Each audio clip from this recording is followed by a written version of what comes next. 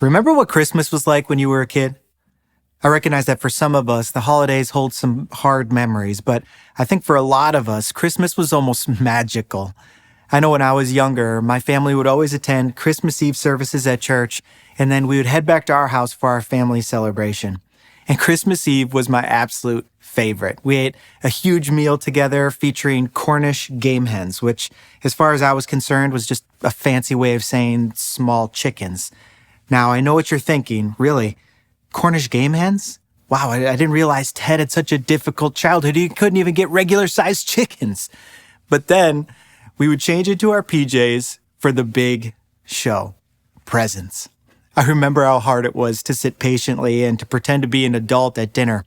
But whenever Mom gave the official signal that dinner was over, it was like the starter's pistol was fired, and I would make an absolute all-out sprint to the basement to change. Not a second could be wasted, as the anticipation, the excitement, the wonder, and the fun was literally boiling over at this point. Now, as I look back over the years, I can see a bit of a progression that has taken place in how I experience the Christmas season. When I was a kid, Christmas, well, it was about me. The focus was my gifts, my performances, my experiences, my fun. And then I got a little older, and Christmas was about us. Togetherness becomes a key part of the experience, and maybe it's because you found that special someone or because you've moved away from home, so coming back and being together is a bigger deal. But then at some point, Christmas is about them, and them can be a lot of different people, and you're more focused on creating experiences than having experiences. It's because you've had kids or grandkids, or maybe it's nieces or nephews, or maybe you're not in that season of life yet, but you just love playing the role of host at Christmas. As I've gone through this progression, there have been a lot of increases year over year for me. I mean, there's more Christmas decorations. My wife, Melissa, and I have a yearly negotiation on how many decorations someone actually needs in one house. There's more gifts to buy. There's more charges on the credit card bill. There's more Christmas cards to send. There's more food to prepare. There's more events to attend. But if I'm honest, there's really only one thing that doesn't seem to increase for me year over year. And that is wonder. Wonder. Which is not to say that I don't love the Christmas season, or that these traditions don't matter to me, or that I don't love the experiences that I share with people. It's just that the older I get, a lot of that seems to fall more into the category of like tradition or nostalgia. I mean, let's be honest. It's not all as wonderful as it once was. When I was a kid, a live nativity, it was incredible. As an adult, I wonder how hard it is to recruit volunteers to scoop the animal poop. As a child, I was blown away by regular home Christmas light displays. As an adult, there needs to be like 1 million lights synced up to music, and that animatronic elf, it better bring me a hot chocolate. And that's not to say that I've grown jaded to this season. I still absolutely love Christmas, but I'm just not sure it gives me the same sense of wonder. I'm just so familiar with the story. I'm so familiar with the songs. I'm familiar with the experiences, and maybe that's not just me. Maybe that's you too. But what if we could go back? What if we could go back and see this incredible story with fresh, even a new perspective? What if we could rediscover the wonder? If you're willing to take a closer look at all the familiar, then we just might discover that pretty much everything about the Christmas story is a wonder. After all, we're celebrating the moment when the God of the universe broke through into time and space to become one of us. And think about it. How he came was so unimaginable. He came in the most helpless and unassuming way possible, as a newborn baby, not born into royalty, but into poverty. His parents experienced homelessness, lived as immigrants on the run from an evil and a violent king. And yet this child was God, God coming into our world, or as one translation reads, God moved in to the neighborhood. Writing about 700 years before the birth of Jesus, the prophet Isaiah actually describes this coming king. Let's read this verse out loud together. Ready? You can go ahead. It should be up on your screens here, and just go ahead and read along with me. For to us a child is born, to us a son is given, and the government will be on his shoulders. And he will be called Wonderful Counselor, Mighty God, Everlasting Father, Prince of Peace. In this passage, Isaiah gives 4 descriptive names for Jesus, the God who moved in to the neighborhood. He is our wonderful counselor, our mighty God, our everlasting Father, and our Prince of Peace. Each week in this series, we're going to look at one of these names and what it tells us about who Jesus is and how that particular name can bring tremendous significance, even wonder, to our lives. Today, we're going to look at Jesus, the Wonderful Counselor. Now, I've had the opportunity to teach on this passage a handful of times in the past, but every time I've taught about the name of Jesus as Wonderful Counselor, I've always focused on the counselor part. I've talked about how fortunate we are to have the most knowledgeable and relationally savvy counselor in the universe in our corner at all times. And while all of that is absolutely true, today we're going to focus more on the wonderful part. What does it mean that Jesus is wonderful? The Hebrew word that's translated as wonderful here in Isaiah 9 is the word Pele. Not the soccer player, but the Hebrew word. And even though in English it comes across like an adjective describing the kind of counselor Jesus is, in Hebrew it's actually a noun. So it's not that Jesus is a wonderful kind of counselor. It's saying that Jesus is a wonder. This word, Pele, it means extraordinary, hard to understand, and astounding in such a way that it causes a feeling or an attitude of intense amazement. That is who Jesus is. So Isaiah isn't merely saying that the Messiah is wonderful. He's saying that the child who is born to us is a wonder. Now, here's why this distinction is so important. Wonder is different than curiosity. Wonder is different than surprise. You see, knowledge can extinguish curiosity. Familiarity, it can quench surprise. Wonder, however, wonder seems to grow and actually deepen the more we fully seek to know and understand. True wonder has depth. It creates in us an attitude of humility as we're overwhelmed by a sense of greatness. For example, if you've lived in the Chicagoland for a good amount of time, as I have, you might take some of the sights and sounds of the city for granted. It can all kind of just blend together and become normal. But if you've ever flown into our great city, there are these few incredible moments when your plane is making its final descent. It's just a few moments where you can see the vastness of Lake Michigan run directly into the skyline and the amazing architecture of Chicago. And it's like the whole plane arches their neck to try to get a glimpse at the view. Have you ever had the privilege of taking in that scene? Maybe you've even snapped a picture of it. Why is it that we're all so drawn to and struck by something that we're so familiar with in that moment? Researchers call this the overview effect. It's the feeling you get when you look at something, even something that you're familiar with, but you see it in its entirety. In those moments, you experience something deeper than curiosity or surprise. You feel something else. You feel awe. You feel amazement. You feel wonder.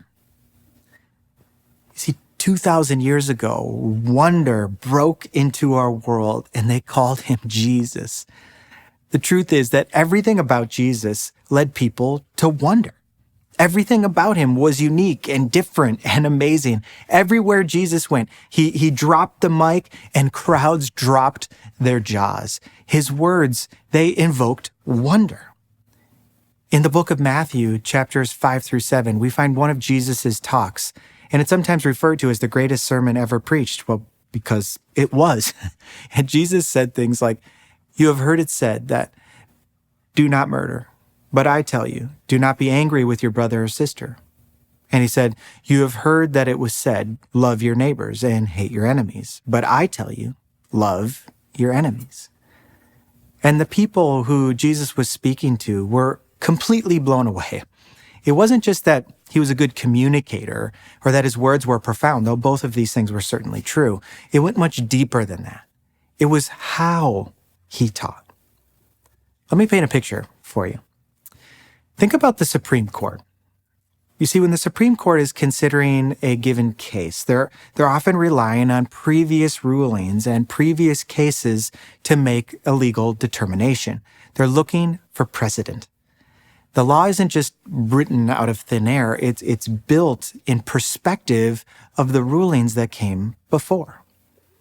The same was true in the synagogue in Jesus' day. Scribes were the experts in the Old Testament law, and the people regarded their scriptural interpretations as binding. The scribes taught by citing the opinions in the various rabbis on different matters and appealing not only to their own authority, in fact, not to their own authority, but to the authority of others. So when a rabbi taught, he was building on the teachings of the rabbis who came before him. But when Jesus taught, he spoke with his own authority. In fact, at the end of the sermon, we read, "When Jesus had finished saying these things, the crowds were amazed at his teaching because he taught as one who had authority and not as their teachers of the law." The authority in Jesus' words filled the people with wonder. And here we are 2,000 years later, and his words still continue to fill us with wonder. Those who actually take the time to stop and reflect on the words of Jesus, well, we're still amazed. His teachings have endured for thousands of years of scrutiny. They've been translated into over 1,400 languages. They've crossed almost every cultural and ethnic barrier known to man. Why? Well, because the words of Jesus are filled with wonder. But it doesn't stop there. Jesus' actions also lead us to wonder. Almost anywhere you turn in the Gospels, you'll find Jesus doing something incredible, something unexpected. Jesus' friend Matthew describes one such time. It says, "Jesus left there and went along to the Sea of Galilee. Then he went up on the mountainside and sat down. Great crowds came to him, bringing the lame, the blind, the crippled, the mute, and many others, and laid them at his feet, and he healed them. The people were amazed when they saw the mute speaking, the cripple made well, the lame walking, and the blind seeing, and they praised the God of Israel." The people were amazed. Can you imagine? Can you just even imagine what it must have been like to be there on that hill with Jesus, watching a man who had never walked stand up and just start skipping? Can you imagine the joy of a woman who has never seen open her eyes and take in the beauty of creation for the very first time? I mean, it's hard to even imagine, isn't it? Well, maybe this will help. I want you to see a video of some people as they hear for the very first time.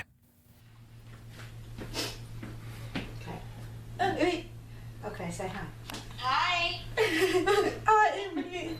Hi.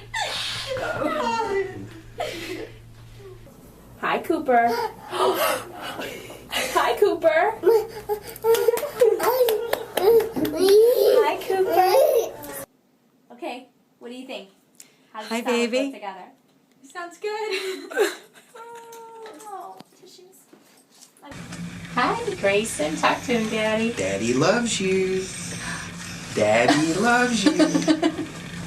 Daddy. Yes, here. There you go. It's beeping. So now technically your device is on. Can you tell? Oh, that's exciting. That video gets me every time. There's something so beautiful, so powerful, so wonderful about seeing someone healed like that. Now just imagine being with Jesus and seeing this happen again and again and again and again. Jesus came to make right all that has gone wrong in our world, a sort of undoing that only he can accomplish. Jesus still today brings physical healing. But we also see his power at work when he brings healing to our hurts, to our relationships, to our disappointments, to our failures. The wonder of Jesus is that he can bring wholeness to the most painful, to the most broken parts of our lives. He is wonderful. But perhaps the most wonderful thing about Jesus is the very thing we celebrate at Christmas time: his birth, the incarnation. At Christmas, we celebrate the wonder that God came to us himself. He is God with us. Theologian Alistair McGrath reminds us, God did not send a subordinate to redeem us. He chose to do it himself. Jesus' birth means that the creator of the universe, the one whom through all things were made, the one who is wonderful, loves us so much that he showed up in our doorstep. He came to be with us. It means that God isn't just strong and mighty and good, but he is also empathetic. He understands. Why can you trust God with the stresses that you're carrying, with the relationships that are broken, with the fears that are deep within you? Well, because Jesus came and lived a fully human life, and he understands your fully human life too. Though few could have understood what was actually happening, those who encountered the child in the manger, they knew. They knew they were witnessing something breathtaking and remarkable. The shepherds rushed to the manger when they heard the news, and they were so overcome with joy that they spread the news about the child everywhere. And all who heard were amazed. Jesus is a wonder. And the wonder of Christmas was never meant to remain in the past. Jesus wants to break into your world as wonder today. And don't you long to experience him that way? When was the last time you truly experienced wonder? It's been a few years, but how many of you remember the total solar eclipse that happened all the way back in the summer of 2017? It was a really big deal and a rare occurrence where the eclipse was visible for the entire United States, so that it became this big sort of shared cultural experience for those of us here in the U.S. Don't worry if you don't really remember it, because it's going to happen again in 2024. And this time they say it could last twice as long as the 2017 eclipse. I remember the day very well. I was at home in Downers Grove, and I had been so busy with work stuff that week that I had hardly was even aware that the eclipse was happening. But fortunately, my incredible wife was all over it, and she had gotten us these eclipse glasses from our neighbors in preparation and had all of us ready to go outside. If you're not familiar with these glasses, you just sort of put them on like this, and it allows you to look directly at the eclipse and see it clearly and also protect your eyes. Honestly, I wasn't very excited to see it, and I sort of reluctantly put on the glasses and walked outside in our front yard with my boys, and I looked up into the sky and wow, it was incredible. I didn't want to walk away. And as I watched the moon's shadow slowly cover the sun, I felt this growing sense of awe and wonder. It was amazing. Author Margaret Feinberg wrote about the wonder she and others felt from that same eclipse. She said the temperature plummeted where she was. Darkness descended. Jaws dropped. Yesterday we stood in holy awe of a heavenly display wrapped in celestial power and beauty. A black fireball compelled strangers to erupt in wild applause at the airport. And it wasn't just the eclipse, but what happened in the midst of the eclipse. Margaret said that at the airport, people began loaning their glasses to each other so that everyone could experience it. People had conversations. People shared snacks. Wonder drew people together and encouraged unity. It makes me want to ask, what if we could continue the awe and wonder of that eclipse every day? The truth is, that kind of wonder really does happen every day. We just don't have our wonder glasses on. And so what once captured our imagination simply becomes tradition. What once made our hearts burn within us now just feels like nostalgia. But it doesn't have to be that way. The words, the actions, and the incarnation of Jesus can still strike us with an ongoing sense of awe and wonder when we allow ourselves to be captivated by them once again. He is still speaking. Will you experience the wonder of his words this Christmas season? He is still doing miracles. Will you open yourself to the wonder of his actions this Christmas season? And he is always Emmanuel, God with us. Will you marvel at the wonder of his presence with you this Christmas season? Back in the heyday of the Michael Jordan era, when the Bulls were actually a professional basketball team, remember that? Back in that day, everybody wanted to go to the Bulls game because there was a sense of anticipation that you were going to see something incredible. You expected gravity-defying dunks, unstoppable drives, and remarkable plays. Everyone watched with tremendous anticipation. I want to invite you to approach this Christmas season with that kind of anticipation and even more. Consider this as an invitation this Christmas to be wide-eyed with wonder because of the Savior who is born. Let this Christmas reawaken in you a childlike faith that expects something amazing to happen. In fact, the only challenge I want to extend to you today is this. Every day when you wake up, simply pray this: Jesus, I'm ready to see your wonder. Open your heart and your eyes to the God who is with you and still works miracles in our midst. Look for him in your work days and weekends, in your meeting-filled Mondays, in your lazy Saturdays. Search for him in the snowy sunsets, in hearty laughter. Pray for and expect wonder. For when you search for God, you will discover him. For to us, a child is born. To us, a son is given, and the government will be on his shoulders. And he will be called Wonderful Counselor, Mighty God, Everlasting Father, and Prince of Peace.